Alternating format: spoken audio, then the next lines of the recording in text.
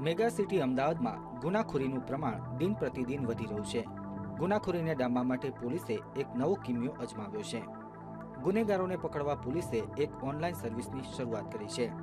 આ online service અંતર્ગત મકાન માલિક, ઘરઘાટી અને ભાડુઆતની માહિતી નોંધાવી શકશે, જેને કારણે ગુનાખોરી પર નિયંત્રણ લાવી શકાશે તેવો આશાવાદ પોલીસ વ્યક્ત કરે છે। એટલે ઓનલાઈન રજિસ્ટ્રેશન કરવાથી ફાયદો એ થશે કે એક તો લોકોને જાણકારી થશે, એટલે સીધું પોતે કરાવી શકશે અને પોલીસ સ્ટેશન ડાયરેક્ટલી રજિસ્ટ્રેશન કરાવી શકે। એ જ રીતે ઘરઘાટી, નોકર, આ તે બધા છે એનું પણ આ રીતે રજિસ્ટ્રેશન થશે।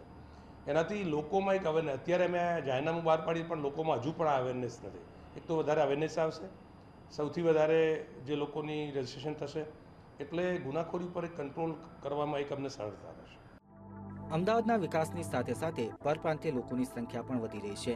શહેરમાં બનતા મોટાભાગના બનાવોમાં ઘરઘાટી કે ભાડુઆતના સ્વાંગમાં પરપ્રાંતીય ગુનેગારો મોટા ગુનાઓને અંજામ આપે છે, જેને ધ્યાનમાં રાખી તાજેતરમાં અમદાવાદ પોલીસ કમિશનર એસ.કે. સાયકિયાએ ઘરઘાટી અને ભાડુઆતની માહિતી પોલીસ સ્ટેશનમાં જમા કરાવવાનું જાહેરનામું બહાર પાડ્યું હતું, છતાં તેનું પાલન થતું નથી। આ સમસ્યાના નિરાકરણ માટે જ પોલીસે ઓનલાઈન સર્વિસની શરૂઆત કરી છે।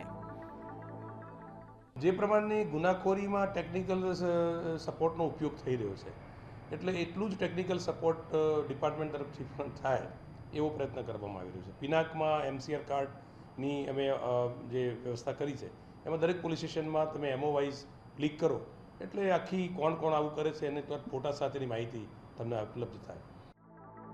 પોલીસે હવે ટેકનોલોજીનો ઉપયોગ કરી ગુનાખોરીને અટકાવવાનું અભિયાન શરૂ કર્યું છે। પિનાક સોફ્ટવેર અને સાયબર ક્રાઇમની સિસ્ટમથી ગુનેગારોને પકડવાના અભિયાન બાદ હવે ઓનલાઈન રજિસ્ટ્રેશનનું અભિયાન હાથ ધરવામાં આવ્યું છે, જેમાં મકાન માલિક પોલીસ સ્ટેશનના ધક્કા ખાધા વગર અમદાવાદ સિટી પોલીસની વેબસાઇટ પર ઓનલાઈન સર્વિસથી પોતાની જવાબદારી નિભાવીને ગુનાખોરીને ડામવામાં ફાળો આપી શકશે તેવી આશા પોલીસે વ્યક્ત કરી છે। કેમેરામેન નિલેશ પટેલ સાથે અનિતા પટની, VTV, અમદાવાદ।